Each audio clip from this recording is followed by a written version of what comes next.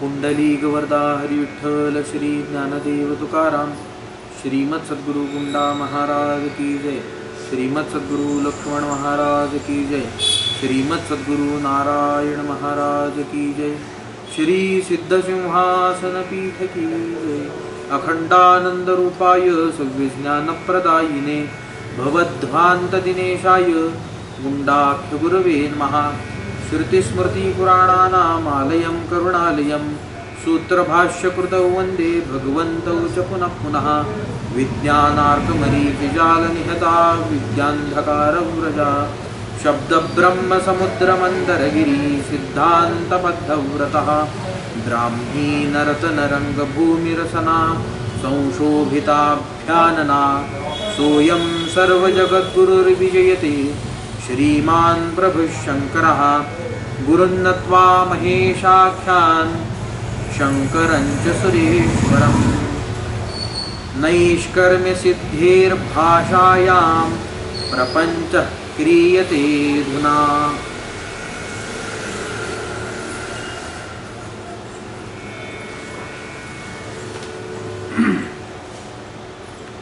अज्ञान निवृत्तेश्च सम्यक ज्ञान स्वरूप लाभ मात्र हेतुत्वात् उपादानम अशेष अनर्थ हेत्वात्मानवबोध विषयस्य च अनागमिक प्रत्यक्षादिलौकिक प्रमाणा विषयत्वात् वेदांत आगम वाक्यादेव सम्यक ज्ञानम.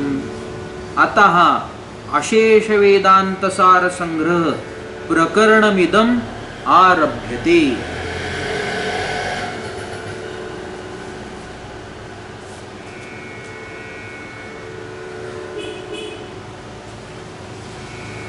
ज्ञानाभाव म्हणजे अज्ञान अशा पद्धतीचं आपण काही चिंतन करीत आहोत.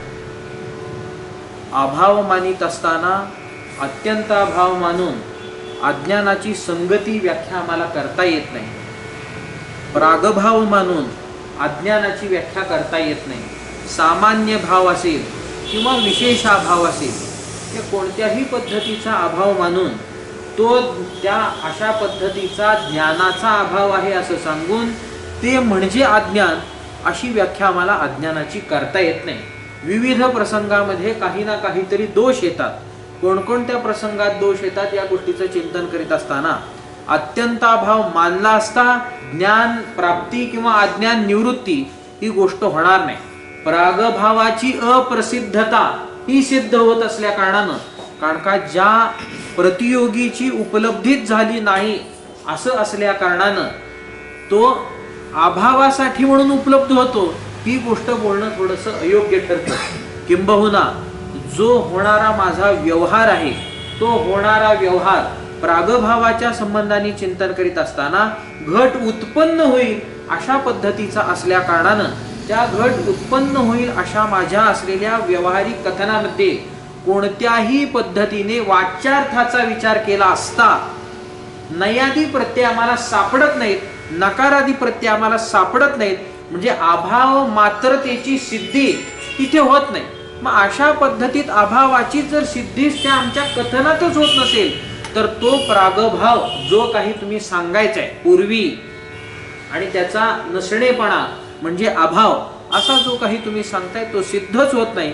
म्हणजे त्याची अप्रसिद्धता, त्याला फारशी किंमत दिली गेलेली नाही. म्हणजे अप्रसिद्ध आहे अप्रसिद्ध आहे म्हणजे असिद्ध आहे असं म्हणायचं नाही.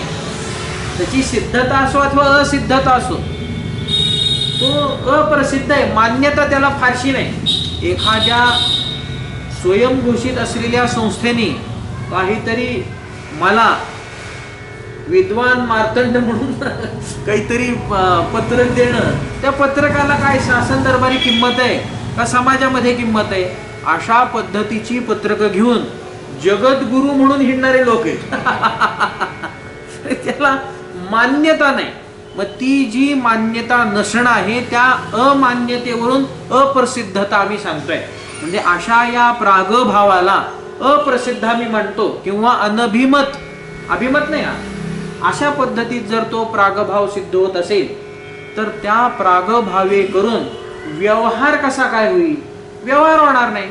व्यवहार होत नाही जर असं असेल, व्यवहारिकतेमध्ये जर त्याचा अनुभव आम्हाला घेता येत नसेल, तर काय करावं लागेल? ज्ञान प्रागभाव म्हणून अज्ञान असा व्यवहार तरी कसा करता येईल? प्रागभाव जर अप्रसिद्ध होतो तर ज्ञान प्रागभाव ते अज्ञान अशा पद्धतीचा व्यवहारही सिद्ध होत नाही किंवा तो व्यवहार करणं युक्त होत नाही. समीचीन ही गोष्ट नाही. घट उत्पन्न होईल या अशा असलेल्या प्रतीतीमध्ये वा या अशा असलेल्या व्यवहारामध्ये आम्हाला भविष्यता प्रतिपादित होते, भविष्यतेचं ज्ञान होतं. आणि भविष्यतेच्या ज्ञानामध्ये कोणत्याही पद्धतीमध्ये अभावाचं चिंतन नाही. होणारी गोष्ट आहे, मग होणारी असलेली ही जी गोष्ट आहे त्या होणाऱ्या असलेल्या गोष्टीच्या संबंधाने भविष्य म्हणा किंवा भूत म्हणा किंवा वर्तमान म्हणा, हे कालाशी संबंधवान आहेत का संबंधवान नाहीत? हे कालाशी संबंधवान आहे. ज्यावेळी भविष्यता कथन केली जाते त्यावेळी कालाशी संबंध नको काय? कालाशी संबंध असला पाहिजे. मग कालाशी असलेला संबंध पकडून अद्वैत सिद्धिकार मधुसूदन सरस्वती असं म्हणतात की प्रतियोगी आणि त्याचा जो ध्वंस, त्यांचा जो अनाधारभूत काल, त्याच्याशी संबंधित काय असते? भविष्यता असते. प्रतियोगीचाही अनाधार काल पाहिजे. कुठे प्रतियोगी? भविष्यात. होणार आहे घट, घट उत्पन्न होईल. होणार आहे म्हणजे तिथे घट उद्या आहे, कधीतरी ज्यावेळी उत्पन्न होईल त्यावेळी आहे. म्हणजे त्या घटाचा म्हणजे त्या प्रतियोगीचा आधार काल आहे का? तो आधार कालामध्ये सत्ता आहे, अस्तित्व आहे, जन्म आहे, उपस्थिती आहे.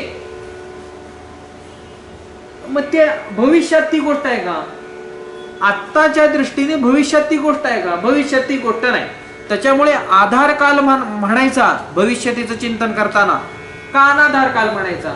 आधार काल नाही ही गोष्ट आम्हाला सांगावी लागेल. मग ते अनाधार काल आम्ही त्याला म्हणू. म्हणजे त्या प्रतियोगीशी संबंधित अनाधार कालभूत असं काय आहे? अनाधार आहे ना तो, अनाधारभूत असा काल आहे ना तो. मग प्रतियोगीशी संबंधित झाला. प्रतियोगीच उत्पन्न झाला नाही, मग प्रतियोगीचा ध्वंस कुठनं आला? ध्वंस म्हणजे नाश. तो तरी कुठनं आला? तोही येणार नाही. मग प्रतियोगीचा नाश येत नाही म्हटल्यानं प्रतियोगीच नाही, नाश येत नाही. मग नाशाचा संबंधही काय आहे? आधार आणि अनाधार कालाच्या संदर्भाने विचार करा.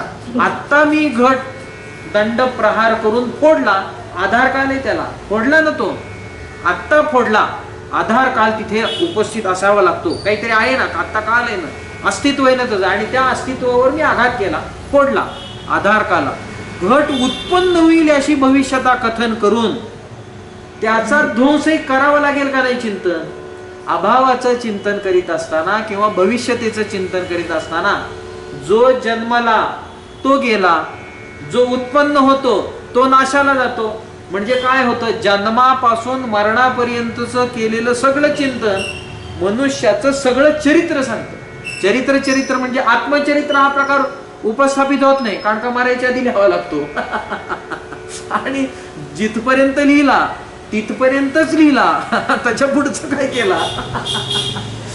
मग तो आत्मचरित्र म्हणून हा प्रकार होत नाही.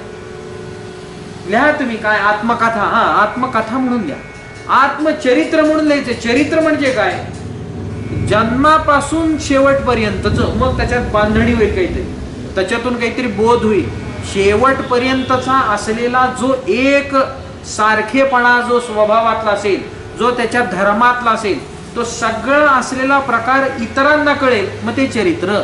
कारण का तिथे तारण करणे अशा पद्धतीचा अर्थ अभिप्रेत आहे ना. तुम्ही आत्ताच इथे कुठेतरी बुडलेले आणि तिथनं द माइन काफ आत्महत्या करून मिळाला तू हिटलर, काय लिहून उपयोग आहे तुझ्या चरित्राचा? आत्मचरित्र लिहिलं म्हणजे काय लिहिलं? ती गोष्ट नाही. चरित्रकारही असावा लागतो, तो नग्न इतिहास लिहिणारा असावा लागतो, जसं आहे तसं लिहिणारा, जे आहे ते लिहिणारा. आत्मचरित्रकार नग्न इतिहास लिहिणारा असतो काय? तसं लिहित नाही. त्यामुळे या जन्मापासून नाशापर्यंतचा विचार करावा लागेल का करावा लागणार नाही? करावा लागेल ना. भविष्यतेचा विचार करतोय, उत्पन्न होईल याचा विचार करतोय, म्हणजे त्याच्या जन्माचा विचार करतोय, मग नाशाचाही विचार करावा लागेल. आणि कुठं करायचा? भविष्यतेतच आहे. उत्पन्न झाल्यावर संपेल. जन्माला आल्यावर जाईल, पण उत्पन्न झाल्यावर संपेल ही गोष्ट आहे का नाही? मग ध्वंसाचा एक विचार करावा लागेल. म्हणजे परिपूर्णतेने आमचा विचार झाला एका गोष्टीचा.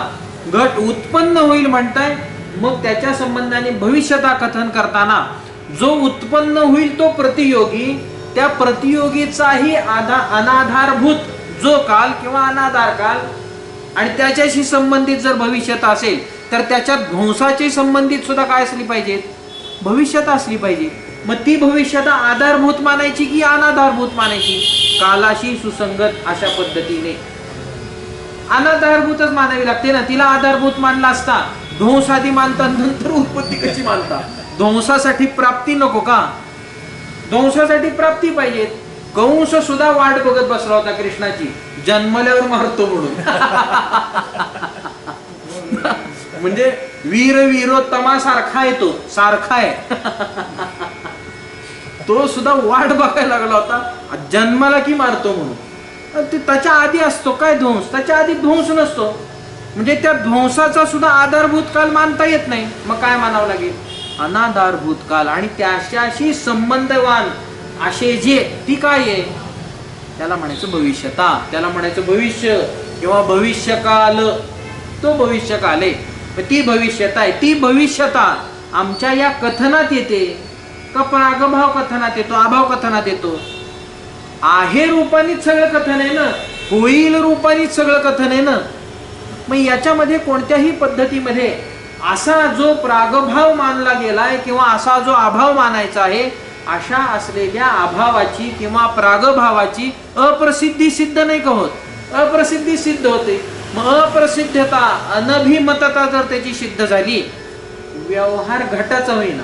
आणि तुम्ही आत्मा अनात्मा जायचं आणि यायचं काढायला लागले, घटाचा व्यवहार सिद्ध होईना.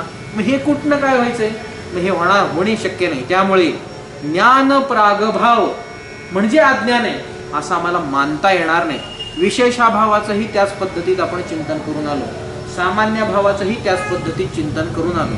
विशेषाभाव मानला तर कोणत्याही वस्तूच्या अज्ञान निवारणे करून म्हणजे ज्ञाने करून मोक्षाची स्थिती होते. तिथपर्यंत ते लक्षण जाऊन पोचतं. अज्ञान निवारणाचा हा चाललेला खटाटोप व्यावहारिक अज्ञानाच्या संबंधाने किंवा तुला ज्ञानाच्या संबंधाने नाहीये. आत्ता चाललेला हा सगळा जो व्यवहार आहे, स्वरसत दुःख निवृत्ती व्हावी याच्यासाठी चाललेला हा सगळा व्यवहार, त्याची परंपरा अज्ञानापर्यंत घेऊन जातो ना. रमणीय बोधजन्याध्यास, अरमणीय बोधजन्याध्यास, त्याच्यासाठी मिथ्या बुद्धी आणि त्या मिथ्या बुद्धीची स्थिती भेदात आणि भेदाचं उपादान कारण अज्ञान. मग त्या अज्ञानाचं निवारण चाललंय ना. मग त्या अज्ञानाचं निवारण म्हणजे कोणाचं निवारण चाललंय? तुला अज्ञान की मूल अज्ञान? मूल अज्ञानाचं निवारण चाललंय ना. मग मूल अज्ञानाच्या निवारणाच्या दृष्टीने आम्ही बोलताना असं म्हणतोय घटाचं अज्ञान निवृत्त झाले की मोक्ष होईल. कारण का अज्ञान गेलं ना, अज्ञान तसं मानताय ना तुम्ही. मग अशा पद्धतीची अतिव्याप्ती जर तिथे येत असेल तर घट बघून कोणाला मोक्ष झालाय? घट म्हणजे एक आपण उदाहरण घेतोय, कचरा कुंडी बघूनही त्याला मोक्ष होईल. मग कचरा कुंडी बघून मोक्ष होतो काय? नाही. गाढव बघून मोक्ष होतो काय? नाही. नाही. देवाची मूर्ती बघून मोक्ष होतो काय? होत नाही. आम्ही आषाढी एकादशीला जाऊन देवाची मूर्ती बघून आला. देव बघायला सांगितलाय, मूर्ती कशाला बघितली? आम्ही कोजागिरी पौर्णिमेला देवाच्या दर्शनाला गेलो, नाही गेला, दागिने बघायला गेला. नवरात्रात लोकांची गर्दी किती वाजता असते? गावातल्या पंढरपुरातल्या लोकांचं मी कथन करतो, 9 ते 9:30 मध्ये. कारण का त्यावेळी काढायचं असतं आणि बाहेरच्या लोकांना माहित नसतं की या कालावधीमध्ये दागिने आम्हाला दिसतात आणि काढलेले असतात. लोकांची समजूत असते निघाले दागिने. या वेळात आम्ही जातो. कशासाठी जातो? देवाला बघायला. ते काय दररोज दिसतोय ना. काय म्हणायचं त्याला? अतिपरिचयात आवडल्या, आमचा घरचाच येतो. काय बघायला जायचं? त्यांनी काय घातलेत दागिने, ते दागिने बघायला जायचं. आणि मग तिथून मग इतिहासकार असेल, इतिहासप्रेमी असेल तर तो दागिने बघतो आणि दागिन्याचे इतिहास सांगतो. चौकोनी शिक्का त्या राजाने दिलाय, गोल शिक्का त्या पेशव्याने दिलाय, तो रत्न काय किमती आहे. सगळी चर्चा चालू होती. देवाची आमच्या श्रीमंती कुठलंही संस्थान घ्या, देवाची श्रीमंती कशावरून सांगितली जाते? ते ज्ञानेश्वर महाराज वेगळं बोलतात. म्हणून तो भगवंतू काय ती होईल? हा, यशश्री औदार्य ज्ञान वैराग्य ऐश्वर्य हे साही गुणवर्य वसती जेत. म्हणून तो भगवंतू. भग म्हणजे हे सगळं ऐश्वर्य ज्याच्या ठिकाणी एकत्रित राहिलेले 6 वैभव. तो आम्ही देवाची श्रीमंती याच्याने समजतो का कशाने समजतो? आम्ही न्यूज चॅनलवरनं समजतो. तिरुपतीच्या देवाकडे 400 कोटी रुपयाची दागिने श्रीमंत समजतात. पांडुरंगाकडे काय अमूल्य म्हणून मर्याद सांगितलं. आणि त्याची किंमत करतायत. हे श्रीमंत देव, हा गरीबाचा देव, हे काय प्रकार? संत एक बोलतायत, वास्तविकता एक आहे आणि आम्ही समजतोय. सांगण्याचा हेतू असा चाललेला आहे की बाबा कोणत्या गोष्टीच्या ज्ञाने करून मोक्ष होतो? घटाच्या ज्ञाने करून मोक्ष होईल ही व्यवस्था होईल, मूर्तीच्या ज्ञाने करून मोक्ष होईल ही व्यवस्था होईल. आणि तसा तर अनुभव कोणाचाच नाही. झोपेतून उठलं तरी विशेष प्रकारचं ज्ञान, कारण का विशेष प्रकारचं अज्ञान झोपेत आहे ना, काही कळत नाही. झोपले का सगळं जग विसरलेलं आहे. कोणत्याही पद्धतीत प्रतीती कोणतीच नाही. सुषुप्ती अवस्थेचं आपण चिंतन करतोय, स्वप्नावस्थेचं चिंतन नाही. स्वप्नावस्थेमध्ये काही कळत नाही असं नाही, जे कळू नये ते कळतं. स्वप्नावस्था फार निराळी सांगितलेली आहे. जे कळू नये ते कळतं, जे होऊ नये ते होतं. का होऊ नये ते होतं? मायेचं ते अभिव्यक्तीचं व्यवस्थित ठिकाण आहे. जी गोष्ट होऊ शकत नाही म्हणजे काय? भविष्याचा आधार काल होणं, ते स्वप्नात होतं. मी राजा झालो तर लिहायचं असतं, राजा होतो. हे अशा पद्धतीत सगळं चिंतन असल्या कारणानं आम्हाला असा विचार करावा लागेल की बाबा हे एवढं सगळी असलेली गोष्ट अज्ञानाच्या संबंधाची असलेली, सुषुप्तीच्या संबंधाची असलेली ती निराळी आहे. तिथे विशेष रूपाचं अज्ञान आहे आणि त्याच्यातून जर मी जागा झालो, गाढ निद्रेतून मी जागा झालो, विशेष रूपाचं अज्ञान गेलं का गेलं नाही? अज्ञान गेलं का गेलं नाही हे जाऊ द्या, विशेष रूपाचं ज्ञान झालं का झालं नाही? विशेष रूपाचं ज्ञान झालं, हे ज्ञान झालं ना. मग ज्ञान झालं, अज्ञान गेलं म्हणजे व्हायला पाहिजेत काय? मोक्ष. कारण का अज्ञान आम्ही तिथलंच मानतोय, मूला ज्ञानच मानतोय. तुला ज्ञान आता आम्हाला विचाराचा विभाग नाही. तुला ज्ञान हा जर विचाराचा विभाग राहिला असता तर आत्मस्वरूपाचं अज्ञान दुःखाला कारण आहे असं न म्हणता एक कल्पना आपल्या समोर मांडतोय मी. घटाचं अज्ञान दुःखाला कारण, गोड पदार्थाचं अज्ञान दुःखाला कारण, डॉक्टरचं अज्ञान दुःखाला कारण, असं सगळं अनंत पदार्थाची अनंत अज्ञान मानत बसावी लागली असती आणि कधीही कोणत्याही देशात कोणत्याही कालात मोक्ष नावाचा प्रकार झालाच नसता. पदार्थ किती अनंत.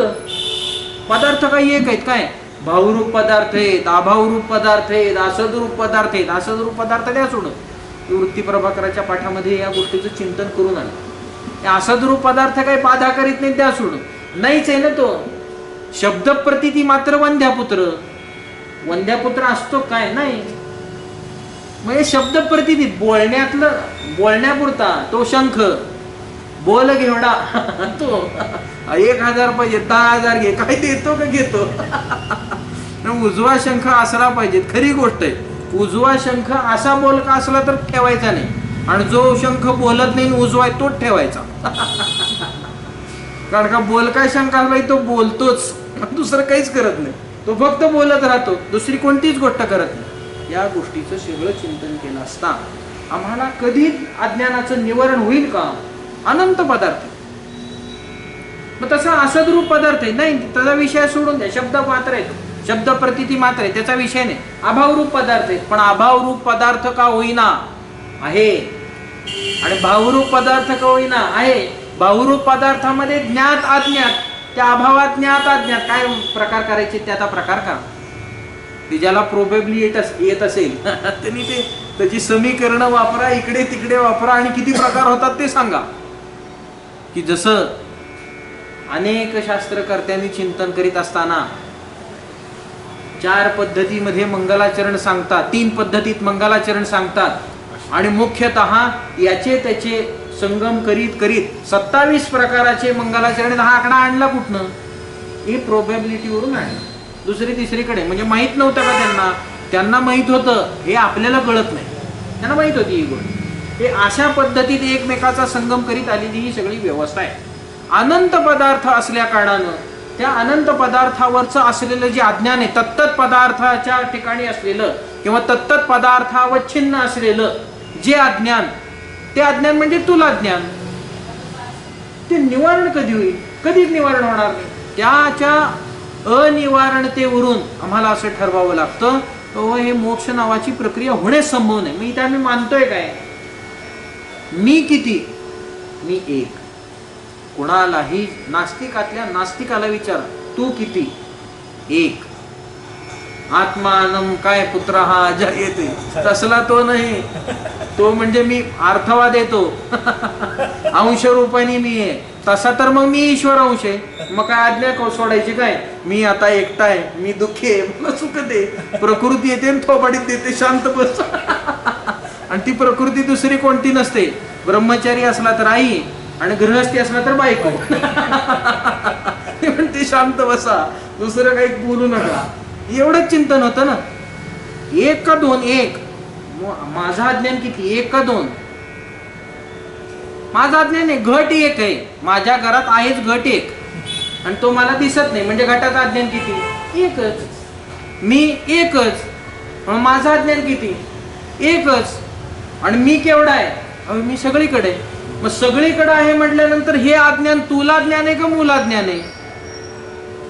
सगळीकडचं असलेलं अज्ञान आहे. त्या तत्तत पदार्थावच्छिन्न असलेल्या अज्ञानाचा विचार केला असता पदार्थावर अज्ञान राहील काय? का पदार्थावच्छिन्न चैतन्याच्या ठिकाणी अज्ञान राहील? पदार्थावच्छिन्न चैतन्याच्या ठिकाणी अज्ञान राहील. घटोपहित चैतन्य, पटोपहित चैतन्य, काय फरक आहे? ती उपाधी बाजूला सारा, चैतन्यात काय फरक आहे? नाही. मग हे पदार्थाच्या असलेल्या उपाधीच्या भेदानी केलेल्या अज्ञानाचे तुकडे जरी असले, तुला ज्ञान तुला ज्ञान म्हणून, तरी वास्तविकतेने असलेलं अज्ञान किती राहणार? चैतन्यावर. घटावर राहत असलं तर घटाचं, पटावर राहत असलं तर पटाचं.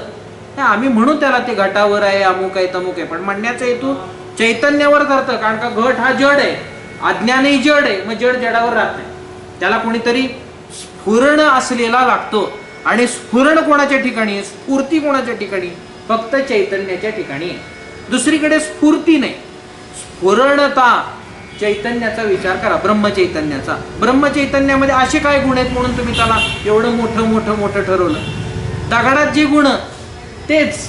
दगड हलतो, हलत नाही. दगड बोलतो, बोलत नाही. दगड व्यवहार करतो, व्यवहार करत नाही. ब्रह्म काय करतं? हलतं नाही, बोलतं नाही, व्यवहार करतं नाही. दुष्टाला सहाय्य करतं दगड, हा हातात आलं की दुष्टाला सहाय्य. मग ब्रह्म हे काय? प्रकृतीला सहाय्य करायला लागलं की अज्ञानाला साधक आहे ना तो. दगड असामान्य का सामान्य? सामान्य आहे. ब्रह्म काय आहे? सामान्य. दगड आहे आणि ब्रह्म आहेच. मग दगडात आणि ब्रह्मात फरक काय? सगळं तरी एकसारखंच आहे ना. पण दगडामध्ये स्फूर्ती आहे का? दगडामध्ये स्फूर्ती नाही. ब्रह्मात काय? स्फूर्ती. मग काय? त्याची धडपड आहे.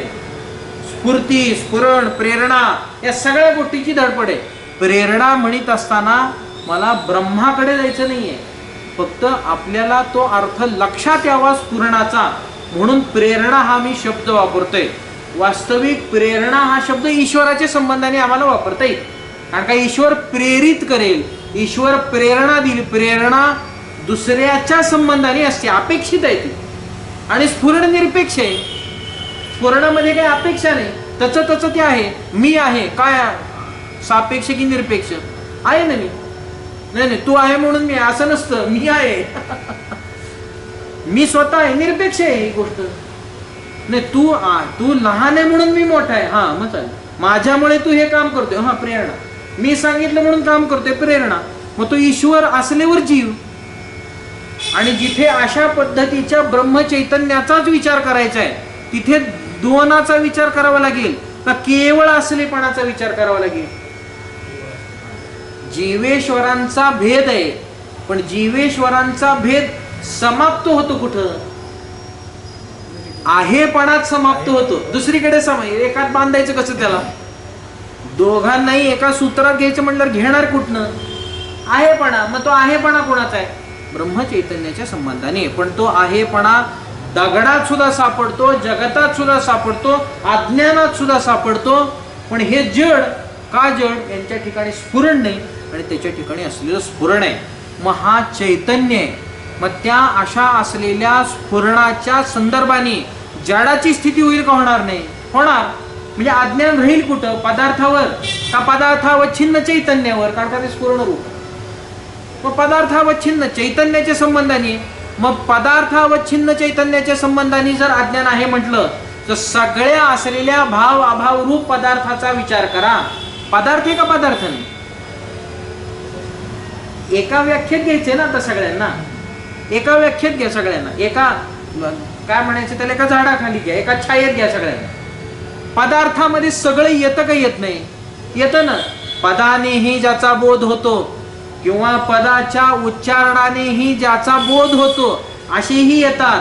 अर्थाच्या संदर्भानेही ज्याचा बोध होतो तेही येतात. अर्थशब्द मूर्ततेच्या संबंधाने, अर्थशब्द व्यक्ततेच्या संबंधाने, पद शब्द भाषेच्या संदर्भाने.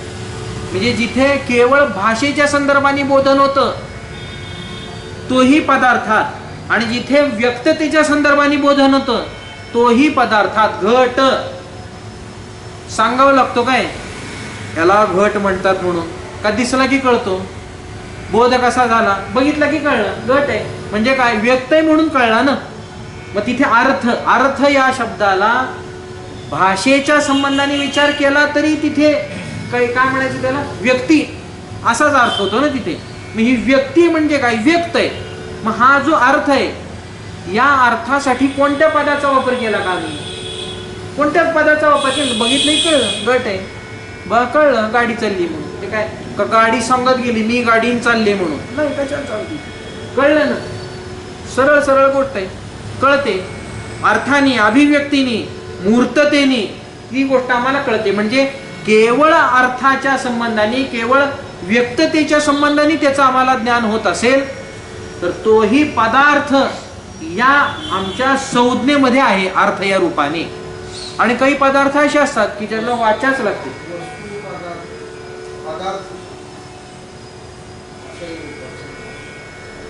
आणि काही वस्तू सामर्थ्य शक्ती म्हणजे जी आता आपण जे सगळ्या गोष्टीचं चिंतन केलं ती वस्तू सामर्थ्य आहे. त्याच्यामुळे वसती ती वस्तू असलेपणा तो दाखवतो. स्वतः दाखवतो मी आहे. आणि तसं तसं ज्ञान होतं. आणि ज्या अशा काही गोष्टी असतात की ज्या गोष्टींचं ज्ञान आम्हाला पदाचा आश्रय घेतल्याशिवाय होतच नाही. पदच तिथे लागतं. नाहीतर आश्रय तशाशिवाय होत नाही. नुसत्या पदाने ज्ञान होतं का? नाही. पदही लागतं आणि अर्थही लागतो. उदाहरण काय? घट लागतो मग कळतं घटत्व जाती. म्हणजे कशाने निर्वाह केला? एकाचा निर्वाह अर्थाने होतो आणि एकाचा निर्वाह पद आणि अधिक अर्थ याच्याने निर्वाह होतो. हे अशा पद्धतीचे सगळे आहेत का नाही पदार्थ? पदाने निर्वाह होता, अर्थाने निर्वाह होता, पदाधिक अर्थाने ज्याचा निर्वाह होतो बोधाच्या संबंधाने. हे सगळे भाव अभाव सगळे असलेले पदार्थ, असलेले नसलेले न करणारे असे सगळे पदार्थ पदार्थ म्हणून या संज्ञेत येतात का? येत नाहीत? येतात. मग हे पदार्थ आहेत म्हणल्यानंतर पदार्थावच्छिन्न चैतन्य किती? एका संज्ञेत आले म्हणल्यानंतर आता तो पदार्थावच्छिन्न चैतन्य, चैतन्याच्या दृष्टीने आपण विचार करतोय. इथे कोणत्याही पद्धतीमध्ये पदार्थ नावाचा एक उपाधी आम्ही सांगू लागलो, उपाधी भेद हे नष्ट करू लागले, कुठेतरी अपसिद्धांताला चालले असं नाहीये.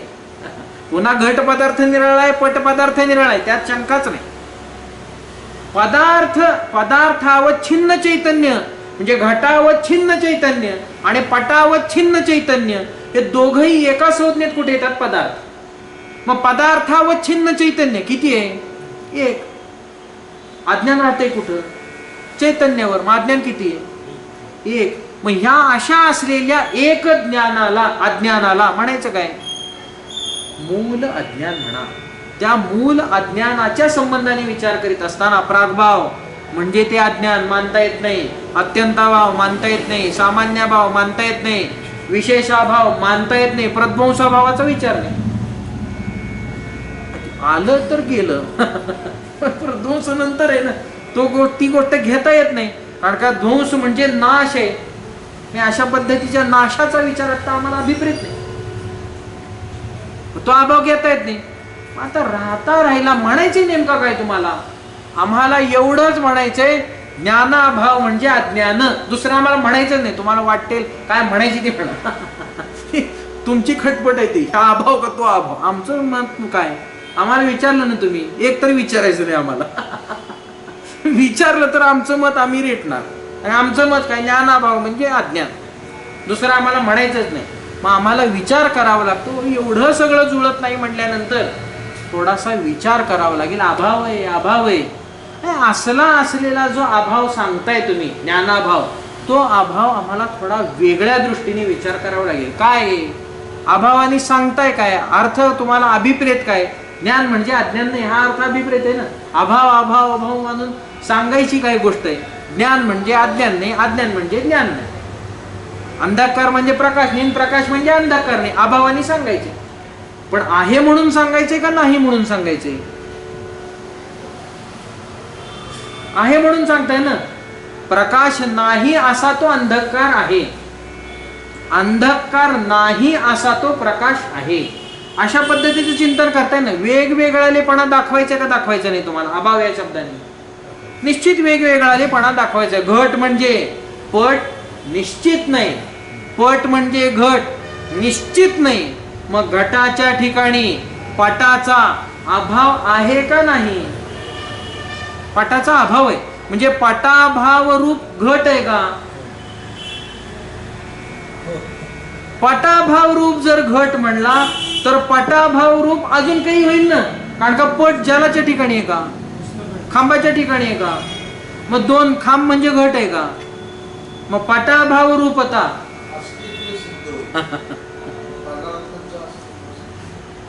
आपण तिकडेच चालू. अस्तित्वाची धडपड आहे सगळी. त्या अस्तित्वाच्या धडपडीचा सगळा विचार आहे. घट म्हणजे पट होतो का नाही?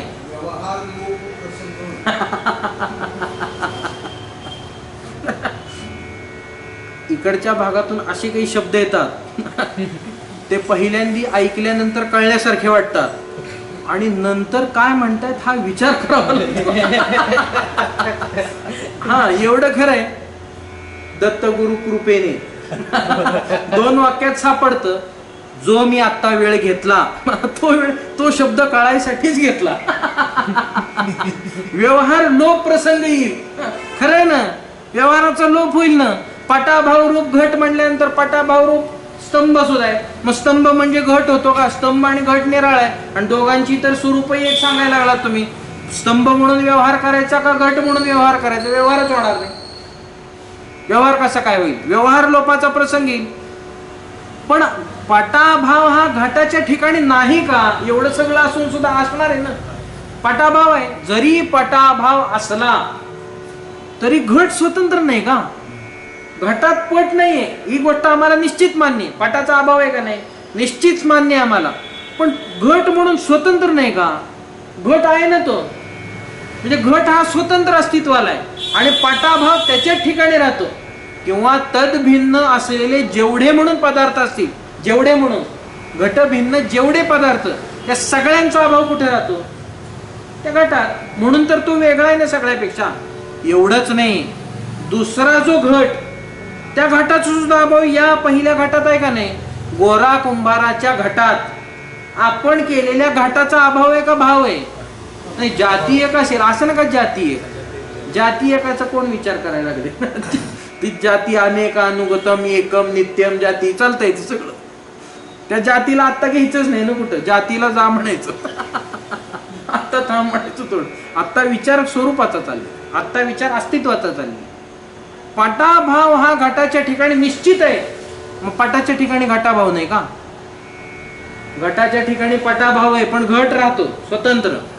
पटाच्या ठिकाणी घटाभाव घटाभाव स्वतंत्र. पट स्वतंत्र नाही का राहत?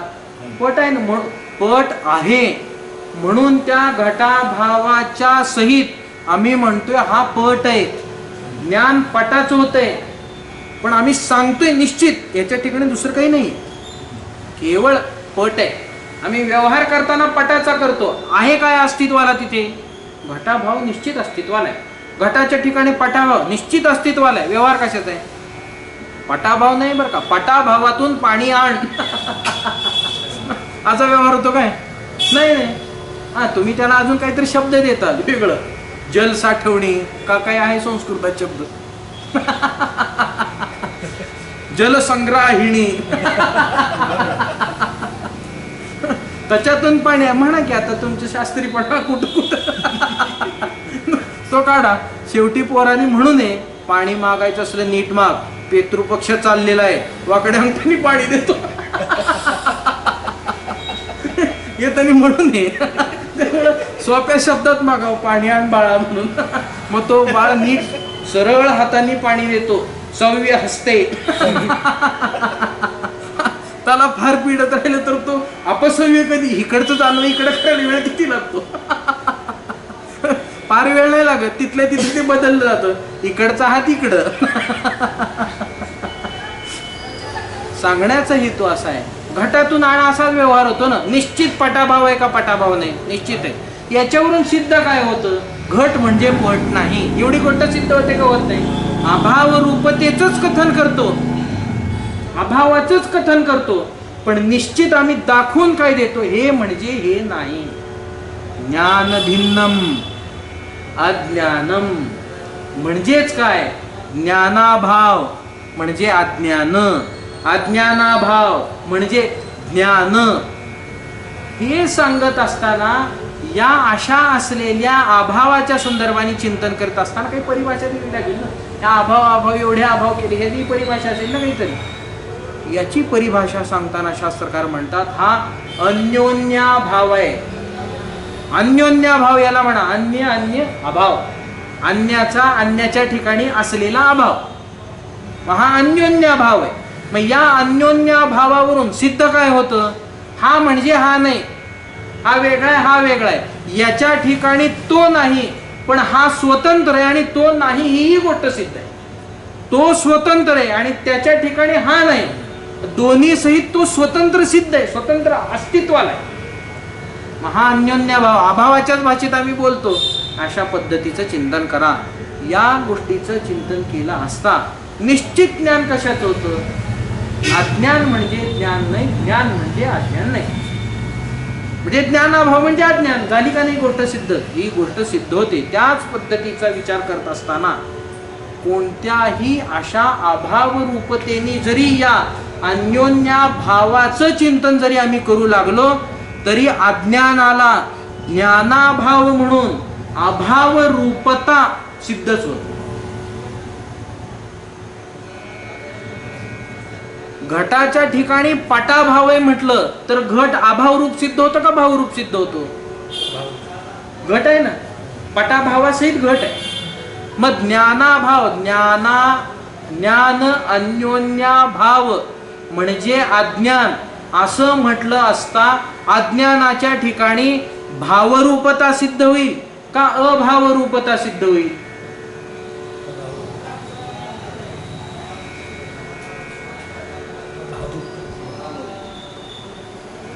अभावरूपता सिद्ध होईल का त्याच्या ठिकाणी? अभावरूपता आहे पण ज्ञानाच्या अभावाच्या संदर्भाने. पण अज्ञान कसलं रूप आणावं लागेल? ना, घट स्वतंत्र अस्तित्वाला आहे पटाभावासहित. पटाचा तर निश्चित अभाव 100%, 101% अभाव आहे. त्यात दुमतच नाही, कोणतं आहेच तिथं अभाव राहतोच. पण तो घट स्वतंत्र आहे का स्वतंत्र नाही अस्तित्वाला? मग त्याचं स्वातंत्र्य महत्वाचं का याचा अभाव महत्वाचा? व्यवहार कशाचा? त्याचं स्वातंत्र्य महत्वाचं. हा, व्यवहार कशाचा? व्यवहार अस्तित्वाचा होणार ना, स्वतंत्रचा होणार. व्यवहार प्रत्यक्ष व्यवहार कोणाचा? प्रत्यक्ष ज्ञान कोणाचं? घटक. प्रत्यक्ष ज्ञान कोणाचं? दोन सहचारी आहेत, नेहमी सोबत असतात. हं? ते आता उदाहरण स्मरणाचं जरी स्मृतीचं जरी असलं तरी आपल्याला इकडे वापरायचं. दोन मित्र आहेत, सारखे दिवस रात्र एकत्र राहतात, फिरायला चालले. एकच आलेला बघितला, आलेल्याचं ज्ञान झालं का न आलेल्याचं ज्ञान झालं? आलेल्याच्या ज्ञानावरून न आलेल्याचं ज्ञान झालं. न आलेल्याचं ज्ञान नाही का तिथं? आहेच आहे की, पण महत्व कोणाला? एकटा आलास तू आज, दुसरा कुठे गेला? महत्व कोणाला? प्रत्यक्षतेला आले त्याला, म्हणजे प्रत्यक्षतेला महत्व की अप्रत्यक्षतेला महत्व? प्रत्यक्षतेला महत्व. प्रत्यक्षतेला महत्व आहे. मग प्रत्यक्ष मूर्तिमान इथे कोण आहे? घट आहे ना. आणि तो घट आहे हे ज्ञान झाल्यानंतर तत्सापेक्ष, परोक्ष मी म्हणत नाही, प्रत्यक्ष मी म्हणत नाही, तत्सापेक्ष काय आहे?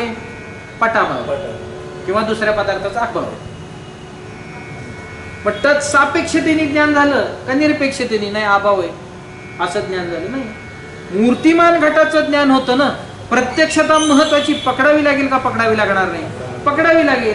ज्ञान अन्योन्याभाव असं अज्ञान जर मानलं तर अज्ञानाच्या ठिकाणी अन्योन्याभाव मानल्या कारणाने, म्हणजे अन्योन्य अभाव मानल्या कारणाने अभावरूपता प्रतीतीला येते की भावरूपता प्रतीतीला येते?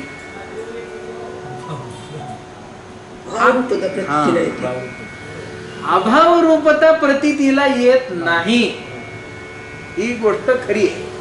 अभावरूपत भावरूपता का नंतर ते बघू ना. भावरूप भाऊ मानायचं का नाही मान नंतर बघू. आता कोण आहे तू? सारे भारतीय माझे बांधव आहेत, चला. आता एवढं म्हणून चालू ना पुढं. हा आता भाऊ नंतर बघू काय आहे ते संबंधी. हा चला, अशा पद्धती. अभावरूपता आहे का? अभावरूपता नाही. अज्ञानाचं उदाहरण घ्या. अज्ञान अन्योन्या भाव म्हणजे काय? ज्ञान. ज्ञानाचं स्वतंत्र अस्तित्व मानायचं का अज्ञानाचा अभाव म्हणून मानायचं? आधारित मानणं चांगलं, आश्रित मानणं चांगलं? कुबड्या घेऊन चाललेला श्रेष्ठ का स्वतः चाललेला श्रेष्ठ? स्वतः चाललेला श्रेष्ठ ना. त्या सांख्यांच्या प्रकृती पुरुषाप्रमाणे आंधळे पांगळे घेऊन उपयोग नाही. प्रकृती पांगळी आणि पुरुष आंधळा, प्रकृती आंधळी आणि पुरुष पांगळा सांगितलंय त्यांनी. मग व्यवहार कसा होतो जगताचा? आंधळ्याच्या पाठीवर पांगळा बसतो आणि आंधळ्याला सांगतो, पांगळा आंधळ्याला सांगतो इकडे इकडे चल, इकडे इकडे चल. मग ते जातात, कारण की ह्याला चालता येत नाही आणि त्याला दिसत नाही. एकमेकाचं सहाय्य करतात आणि व्यवहार करतात. तसं आहे का हे? तसलं आम्ही मानत नाही. तसलं मानल्यानंतर 2 लागतील का नाही? सर 2 लागतील. तर इकडून तिकडे जाणे होणारच नाही ना व्यवहार. हा व्यवहारच होणार नाही. मग इथे 2 मानून व्यवहार होतो की 1 मानून व्यवहार होतो? जर 2 मानून व्यवहार झाला असता तर आमच्या व्यवहारामध्ये असं झालं असतं, पटाभाव रूप जो घट त्या घटातून पाणी आणा. मला वाटतंय किती मोठा वेदांती नैयिक असला तरी त्याच्या घरात हे वाक्य आले की त्याचा अभाव झाला. शास्त्री निघा. हा, सापेक्षतेने असलेले हे ज्ञान तर होणारच नाही ना. अंधार बघितल्याशिवाय उजेड कसा कळायचा? आंधळा आहे, जन्मजात आंधळा आहे. त्याला काही माहित नाही, रंग माहित नाही, रूप माहित नाही, प्रकाश माहित नाही, अंधार माहित नाही. आता ते महाभारत सिरियल बघितल्यामुळं त्याच्यातली धृतराष्ट्राचे 2-3 संवाद लक्षात असतील सगळ्यांना. मुझ जैसे अंध व्यक्ती को प्रकाश क्या मालूम ही नाही. अरे तुला प्रकाश कशाला मालूम राहत आहे? तू डोळ्यांनी आंधळा होता, बुद्धीनी आंधळा होता. म्हातारा मोहे नाशीला म्हणले तू. म्हणजे बुद्धीचे डोळे सुद्धा गेलेले तुझे, बाहेरचे गेले तर गेले. इंद्रिय खराब होतात असं मला वाटते धृतराष्ट्राच्या बाबतीतच झालं असं. नेत्रेंद्रिय खराब झाली, हे ज्ञानाचं साधन खराब झालं त्याचं, हे त्याच्याच बाबतीत झालं असेल. नाही नाही, आम्हालाही चष्मे लागले, गोलक बिघडली, इंद्रिय बिघडत नसतं. कृष्ण तारा अग्रवर्ती हे इंद्रिय आहे. अतिंद्रिय असलेलं, स्वतःच अतिंद्रिय असलेली इंद्रिय इंद्रियाला इंद्रियाचं ज्ञान होत नाही असलं इंद्रिय, आणि ते कोणाचं खराब झालं असेल, मला वाटतं त्या धृतराष्ट्राचं. कारण का तो म्हणतोय ना मला काहीच माहित नाही म्हणून. अंध व्यक्ती आहे, स्वप्न पडत नाही का? पडतं ना. स्वप्नात काय दिसतं त्याला? सगळंच दिसतं ना, सृष्टी, सगळीच सृष्टी दिसते ना. हा निश्चित निश्चित. हा काय अनुभव म्हणजे विचारून आपल्याला लगेच लक्षात येऊ शकतो कोणाला. सृष्टी दिसते, सगळी सृष्टी दिसते. त्या सूरदास आहेत का आंधळे? कोण? सूरदास अंध होते. मग ते अंध होते, त्यांना ज्ञान नाही का होत, कळत नाही का? सगळं झालं ना, सगळंच कळत. म्हणजे जगताचं नाही, प्रकाश काय, अंधकार काय, अमुक कशाला काय म्हणायचं, कशाला काय म्हणायचं, या सगळ्या गोष्टीचं ज्ञान असतंच ना. मग तसा अंध असलेला व्यक्ती कुणी जरी असला तरी त्याला स्वप्नात प्रकाश काय हे कळतोच. संस्कार आहेत ना आधीचे सगळे. आता आंधळा येतो पण आहे ना ते, त्याला ज्ञान होतं ना, प्रकाश म्हणजे काय, अंधकार म्हणजे काय. जर असं नसलं असतं तर, आणि जर सापेक्षतेने अशा पद्धतीत दोघांचीही स्थिती आंधळ्या पांगळ्यांसारखी एक मानून जर व्यवहाराची स्थिती होत असली असती तर आम्हाला म्हणावं लागलं असतं, जोपर्यंत आम्ही अंधकार बघत नाही तोपर्यंत प्रकाश काय कळणार नाही, आणि प्रकाश काय कळायला अंधकार बघितला नाही, किंवा प्रकाश बघितला नाही म्हणून अंधकार कळला नाही. अशा पद्धतीचं सगळं विवेचन करावं लागलं असतं, किंवा असा व्यवहार झालाही असता. पण तसा व्यवहार होत नाही.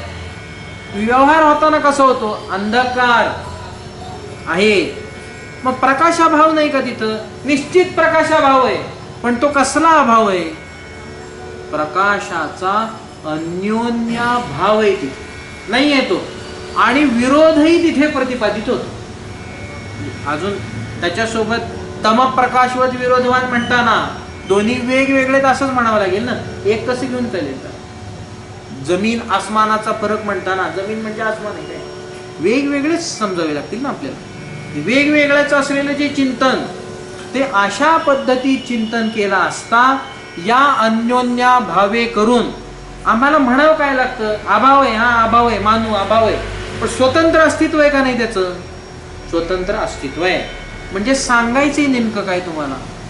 ज्ञान म्हणजे अज्ञान नाही, अज्ञान म्हणजे ज्ञान नाही. म्हणजे काय सांगताय? ज्ञान आणि अज्ञानाचा भेद आहे ही गोष्ट आम्हाला सांगायची. तर भेद आहे ही गोष्ट सांगत असताना, किंवा अभाव आहे, अन्योन्याभाव आहे ही गोष्ट सांगत असताना महत्वाचा मुद्दा कोणता आहे? दुसऱ्याचा अभाव त्याच्या ठिकाणी जरी असला तरी तो स्वतंत्र अस्तित्ववान आहे. अस्तित्व ही गोष्ट त्याची स्वतंत्र आहे, त्याची सत्ता स्वतंत्र मानावी लागते. मग त्याच पद्धतीत विचार केला असता आम्हाला असं लक्षात येतं, अन्योन्याभाव म्हणजे भेद म्हणायचा का? या गोष्टीचा विचार करा. भेद सांगितला का सांगितला नाही? ज्ञान भिन्नम अज्ञानम. ज्ञान म्हणजे अज्ञान नाही, काय कळतं? भेद. ज्ञानाभावरूप अज्ञान. ह्या अभावाच्या दृष्टीने चिंतन करताना, म्हणजेच निषेधमुख प्रतीतीने चिंतन करीत असताना, निषेधमुखाने चिंतन करीत असताना अभाव आहे. कारण का नाही हा शब्द आहे, नाही हा शब्द आहे. ज्ञान नाही ते अज्ञान, अज्ञान नाही ते ज्ञान, असा जो काही प्रतीतीचा विषय नाही या शब्दावरून काय नाही आधी प्रत्यय लागला, अभाव आहे तिथे. अभाव सांगताय ना, म्हणजे काय सांगताय तुम्ही तिथे? अभावाचं कथन करताय. आता अज्ञान आहे, अज्ञान भावरूप झालं अभावावरून चिंतन करताना, का अभावरूप झालं? भावरूप झालं. पण अभावाचा, त्या वाचेचा, त्या भाषेचा, त्या परिभाषेचा, किंवा अभावासहित नयादी या सगळ्या प्रत्ययाचा विचार करीत असताना भावरूपता प्रत्यक्ष तिने कळते. म्हणजे प्रत्यक्ष तिचं प्रतिपादन होतं, व्यवस्थित तिचं प्रतिपादन होतं, मूलतः तिचं प्रतिपादन होतं, का अभावाचंच प्रतिपादन होतं? अभावाचंच प्रतिपादन होतं ना. ज्ञानाभाव रूप अभाव, अभाव रूपतेने चिंतन करीत असताना आम्हाला तिथे अभाव रूपतेचं चिंतन करावं लागतं. आणि भेदाचं चिंतन करीत असताना कशाचं चिंतन करता? ज्ञान वेगळे, अज्ञान वेगळे. मग कशाचं चिंतन केलं? इथे हे चिंतन करीत असताना निश्चित भावरूपतेचं चिंतन केलं. मग आता आम्हाला असं म्हणावं लागेल, अन्योन्यभाव म्हणजे भेद का? उद्देश्य विधेय भाव बदलून अन्योन्यभाव म्हणजे भेद आहे असं आम्हाला चिंतन करता येईल. अभाव रूपतेने चिंतन करा. ज्ञानाभाव, ज्ञान अन्योन्यभाव म्हणजे अज्ञान, असं चिंतन करीत असताना उद्देश्य काय आणि विधेय काय? उद्देश्य आहे अभाव कथन, हे नाही, आणि विधेय काय? हे स्वतंत्र आहे. दोन्ही यांचं अस्तित्व स्वतंत्र आहे. हा विधेय आहे. म्हणजे मुख्य गोष्ट सांगायची काय? अभाव सांगायचा. उद्देश्य काय असतो? उद्देश्य काय असतो? उद्देश्य मुख्य असतो. मग त्या अभाव रूपतेने शब्दाच्या चिंतनाने पहा, वाच्यार्थाने चिंतन होतं ना. जिथे वाच्यार्थाचं चिंतन जुळत नाही तिथेच लक्षार्थ किंवा लाक्षणिकतेचं आपल्याला चिंतन करावं लागतं. म्हणजे सगळ्याच ठिकाणी लक्षणं करावी लागते असं नाही. लक्षार्थ ज्याला कळतो तो विचक्षण आहे. म्हणजे बुद्धिमत्तेची परीक्षा लक्षार्थात असते, त्यात वाद नाही. पण खरी बुद्धिमत्तेची परीक्षा कुठे होते? वाच्यार्थातच होते. लक्षार्थ तर कोणी काढत बसेल ना. लक्षार्थाने व्यवहार सिद्ध होतो, पण बुद्धिमत्ता खरी कुठे प्रगट होईल? वाच्यार्थातच प्रगट होईल ना. कारण का प्रत्येक वेळी लक्षार्थ कोण बोलतं? आणि जो प्रत्येक वेळी लक्षार्थाने बोलतो त्याला म्हणतात साहित्यिक. उघड लिहिता लिहिता लिहिता दासी आली, चंद्रमुखी आली. कशाला चंद्रमुखी? दासी आली कळत नाही आम्हाला. चंद्रमुखी दासी आली.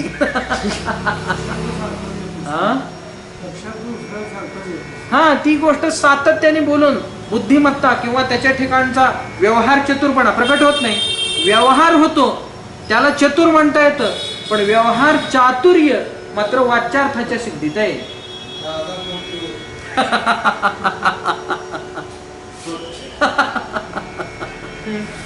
ते अशा पद्धतीत सगळं असल्या कारणानं आम्हाला काय म्हणावं लागेल? अभाव रूपतेने बोलताय ना. मग उद्देश्य काय इथला? अभाव. अभाव कथन हे उद्देश आहे. ज्ञानाभाव म्हणजे अज्ञान. अभाव कथन उद्देश आहे. सिद्ध अभाव होत नाही अज्ञानाच्या ठिकाणी.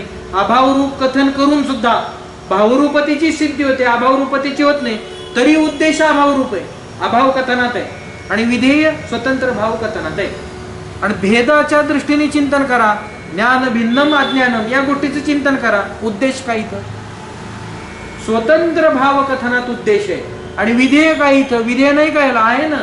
हे काय अभाव? हे म्हणजे हे नाहीये, हे लपलेलं वाक्य. त्याच्यात उद्देश विधेय भाव बदलून चिंतन केलं असता भेदाच्या दृष्टीने भेद पक्षाचा अंगीकार केला असता अज्ञान निश्चित काही ही गोष्ट कळते. अन्योन्य भावाने सुद्धा ही गोष्ट कळते, नाही असं नाही.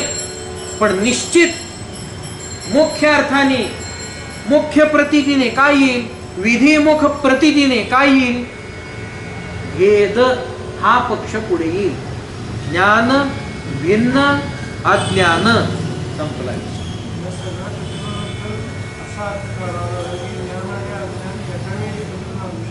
नाही नांदू शकत. अभाव सांगितला ना आता, अन्योन्य भाव सांगितलं ना. अंधकार आणि प्रकाश एका ठिकाणी कसे राहू शकतात? कधीच राहू शकत. दिवा लावला तरी अंधकार जातो. किती मोठा प्रकाश असावा म्हणून अंधकार दिला असं काही नाही. जेवढा प्रकाश आहे तेवढा अंधकार जातो, त्यात काही वाद नाही. क्षमता अक्षमतेवरून ती गोष्ट अवलंबून.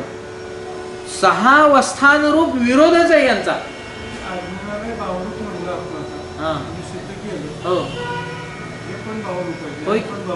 बरोबर. नाही नाही, भावरूप ते दोन्ही आहेत असं सांगत असताना स्वतंत्र त्यांचं अस्तित्व आहे, पण एकमेकांच्या संदर्भाने त्यांचा अभाव राहतोच आहे. विधेयाच्या संबंधाने बोललं तरी अभाव त्यांचा एकमेकाच्या ठिकाणी. मग वेगळे पदार्थ चिंता नाही करू. वेगळे पदार्थ या प्रत्ययाचा अर्थ काय? ज्ञान एक आणि एक अज्ञान आहे ना. अज्ञानाला अभाव रूपता दिली. तेच त्याच गोष्टीचा विचार. अज्ञानाला अभाव रूपता दिली म्हणजे अज्ञान काय आहे? अभाव आहे. म्हणजे काय आहे? नाही. कशाची खटाटोप करायला लागला घालवायची? अज्ञान अभाव मानलं, घालवता कशाला? नाहीच आहे ते. नाही गोष्टीला घालवायला लागला शाळा का वेडा? नाही नाही नाही, प्रवृत्ती ना ती दुःख निवारणाची प्रवृत्ती आहे का प्रवृत्ती नाही, दुःख निवारणाची प्रवृत्ती. आणि दुःख निवारण संपूर्णतया कधी होईल? अज्ञानाचं निवारण झाल्यावरच ना. ती गोष्ट तर विसरता येणार नाही ना. मग दुःख निवारणाच्या प्रवृत्तीवरून अज्ञानाकडे गेलो ना आम्ही. कारण का दुःख आम्हाला संपूर्णतया झालं पाहिजे. काय त्याला म्हणायचं, अत्यंत भाव झाला पाहिजे त्याचा, आत्यंतिक अभाव झाला पाहिजे त्याचा. आत्यंतिक निवृत्ती झाली पाहिजे त्याची. आणि कारणसह वर्तमान कार्य निवृत्ती हीच आत्यंतिक निवृत्ती असते. आणि दुःखाला कारण काय? त्यात वाद हे तिथपर्यंत जातात. म्हणून अज्ञानाला अभाव रूप असं भावरूपतेच्या संदर्भाने चिंतन करून सुद्धा, स्वतंत्र अस्तित्व मानून सुद्धा अभाव रूपतेने आम्हाला कथनही करायचं नाही. म्हणून आम्ही काय म्हणतोय, भेद पक्ष स्वीकारा. अभाव पक्ष मानला का नाही मानला? अभाव पक्ष मानायचा असेल तर अन्योन्याभाव पक्ष मानावा लागेल. पण अन्योन्याभाव पक्ष मानून काम होईल का? अन्योन्याभाव पक्ष मानून आम्हाला काम न करायचं. आम्हाला काम करायचंय अज्ञानाच्या निवारणाच्या संदर्भाने. मग काय करावं लागेल? भेद पक्ष मानावा लागेल. आणि भेद पक्षात सिद्ध काय होईल? अज्ञान आहे. मग अज्ञान आहे ही गोष्ट सिद्ध झाली. कसलं? कधी पोसू नये अज्ञान. काम आपल्याला ज्ञानाने प्राप्तच करायचं असं काय ज्ञान आपल्याला पाहिजे, ज्ञानाच्या प्राप्तीचंच केलं. हो. अज्ञान जाईलच कशाने? नाही. अज्ञान जावंच लागेल. अज्ञान पहिल्यांदी असं आहे, दुःख नकोय म्हणून ही प्रक्रिया आहे. केवळ दुःख नकोय ही अपेक्षा नाहीये. सुखप्राप्ती ही सुद्धा अपेक्षा आहे, स्वतंत्र आहे. पण दुःख जाईल कशाने? अज्ञान गेलं तर. सुख होईल कशाने? ज्ञान झालं तर.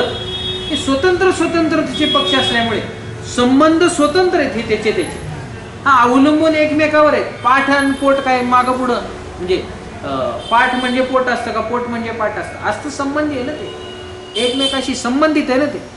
मग या अशा असलेल्या संबंधित आहे ते. अज्ञान गेलं, ज्ञान वगैरे ह्या अज्ञान ज्ञानानेच जाईल, त्यात वादच नाही. म्हणजे तुमचं होईल काय काम?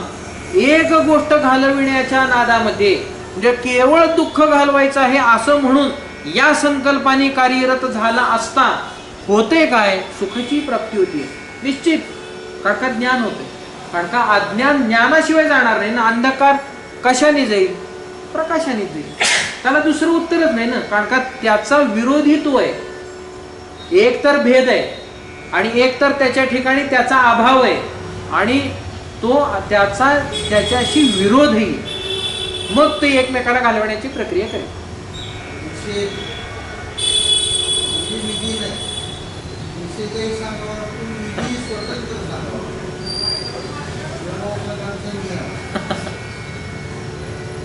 निषेध प्रतिपालन पूर्वक विधीचा आश्रय सुखास करणे किंवा कशाच्या तरी उत्पत्तीस करणे असं मीमांसेचं मत आहे.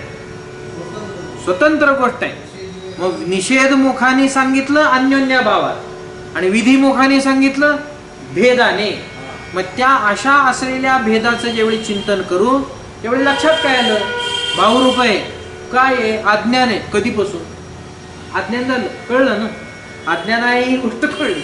कधीपासून काय नाही. ज्ञानाची प्राप्ती हा अज्ञानाच्या निवृत्तीचं कारण आहे असं म्हणतो. ठीक आहे म्हणा. उपादानम नावाचा शब्द वापरलाच आहे. नाही तरी अज्ञान निवृत्तीश्च सम्यक ज्ञान स्वरूप लाभ मात्र हेतुत्वात उपादानम हा शब्द वापरला नाही. उपादानच आहे म्हणून सांगितले, म्हणजे मुख्य आहे म्हणून सांगितली ती गोष्ट. कारण का तसा त्यांचा विरोधच आहे ना. ती मुख्य गोष्ट आहे, त्याला म्हणता येतं तसं. या अज्ञानाच्या विषयी विचार करा. कधीपासून? नाही काल मी ज्ञानी होतो आणि आज अज्ञानी झालो. वारे वा. काल ज्ञानी आज अज्ञानी झाला. नाही काल मी गाढव होतो आज मनुष्य झालो. गाढव आहे आजही, मनुष्य नाही तू. नाही म्हणे आम्हाला आमच्या शिक्षकांनी शहाणं करून मनुष्य केलं. फार चूक केली. गाढव आहे अजून. बोलतोय कसं काय? कधीपासून अज्ञान आहे? नाही सांगता नाही. म्हणजे कधीपासून आहे? माहितीच नाही ना कधी झालं अज्ञान. ज्ञान असलं असतं तर अज्ञान अशा पद्धतीत आम्हाला आलं नसतं. ज्या अर्थी आम्हाला सातत्याने अज्ञान आहे, आता अज्ञानात आहे ना मी, आत्ता सातत्याने म्हटल्यापेक्षा आत्ता अज्ञानात आहे. म्हणजे ज्ञान झालं नाही. म्हणजे कधीपासून आहे? पूर्वीपासून, जसं चालत आलं तसं. ही आमची कुलदेवता. अनंत जन्माची कुलदेवता कोणती? अज्ञान. आणि त्याची पूजा करून मिळतं काय? जशी भिकार देवता तसं भिकार फल. दुसरं काही मिळत नाही. कोपऱ्यावरचा असलेला म्हसोबा फल काय देईल? चिडला तर आगवड लावेल. विचारसागरातली परिभाषा, आगवड लावेल. नाही त्याची निवृत्ती करायची, शेण घेऊन थाप त्याच्यावर. मग तो काय प्रसन्न होतो? मग काय काम करतो? हेच काम करतो. झालं, मग तो थांबवतो सगळं.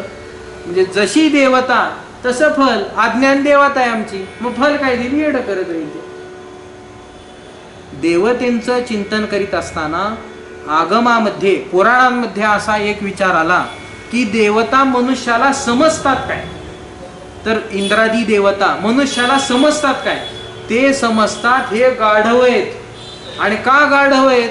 आमच्या पोटाची व्यवस्था करण्यासाठी किती झटतायत. हा यज्ञ कर, तो यज्ञ कर, हे पाहिजे, ते पाहिजे, याला दिल्यावर हे होते, त्याला दिल्यावर हे होते, याला पाहिजे काहीतरी 10-20 लाखाचं त्याचं काम अडलेलं असतं, त्याची निवृत्ती.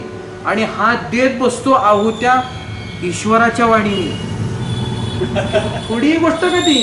ईश्वराची वाणी वापरायची. ज्यांनी परिश्रम केलेले, म्हणजे वेदाध्ययन केले, निष्कारण केलेले. काय अवघड आहे का? निष्कारण षडंगो वेदाध्ययन करावं. त्यांनी ते तसलं केलेलं आहे, निष्कारण केलेलं आहे. त्याला बसवायचं, त्याला म्हणायला लावायचं, त्याचं रक्त जाळायचं, आपला हात जाळायचा, असं एवढं सगळं करायचं. तूप, ती काय गाई ना काय तूप येतं काय? गाई लागते, बाई लागते कढवायला. मग तूप येतं. एवढं सगळं जाळायचं, मंत्र त्याच्यात टाकायचे, पूजा करायच्या 10-10 वेळा, नमस्कारम नमस्कारम, पाया पडायचं. आणि काय काम करून घ्यायचं? हे असं. देवतेंचा स्वभाव माहित नाही काय? अमृत देऊन भागवत मागत होते. अमृत देऊन भागवत येतं काय?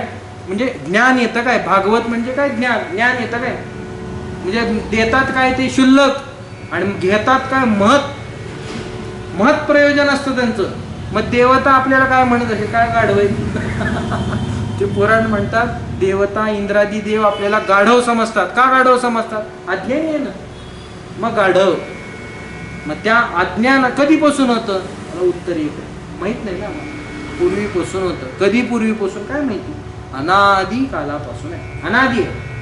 अनादी अज्ञान झालं. अजून काय झालं? अज्ञान भावरूप झालं. अजून काय झालं? अज्ञान. ज्ञान आले की जातं का जात नाही अज्ञान?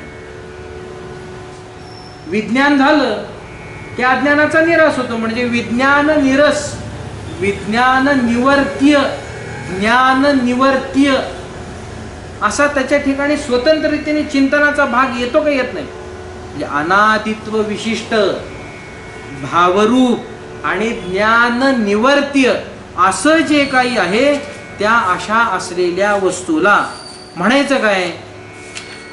चित सुखी कार्याच्या संबंधाने आपल्याला सांगतात अनादि भावरूपम यद विज्ञानेन विलीयते तदज्ञानमिति प्राज्ञा लक्षणम संप्रचक्षते. तत्वप्रदीपिकेमध्ये चित सुखाचारी ही गोष्ट प्रतिपादन करतात. ते म्हणतात अज्ञानत्व अनादित्व विशिष्ट विज्ञान निरस्य भावरूपत्वम.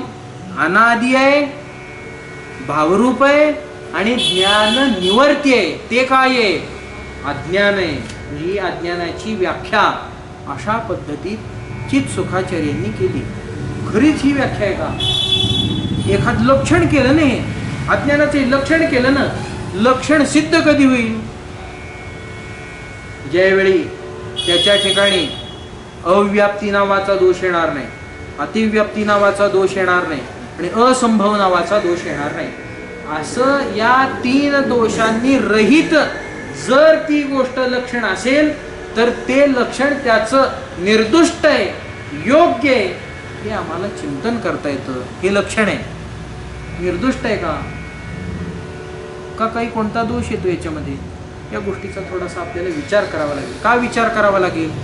जे अज्ञान घालवायचे ते कसलं आहे हे कळल्याशिवाय घालवण्याची प्रक्रिया करता येणार नाही. त्यामुळे या अज्ञानाच्या थोड्याशा स्वरूपाकडे आपल्याला जावं लागणार आणि या लक्षणाचा थोडासा विचार केला असता सगळा मार्ग प्रशस्त होईल, चिंतनामध्ये प्राशस्त्य निर्माण होईल. त्या गोष्टीचा विचार करू. वेळेची मर्यादा झालेली असल्या कारणानं आज आपण इथेच थांबूयात. बाकीचं चिंतन उद्या. कुंडली गोवर्धा हरी विठ्ठल श्री ज्ञानदेव तुकाराम. श्रीमद सद्गुरु गुंडा महाराज की जय. श्रीमद सद्गुरु लक्ष्मण महाराज की जय. श्रीमद सद्गुरु नारायण महाराज की जय. श्री सिद्ध सिंहासन पीठ की जय.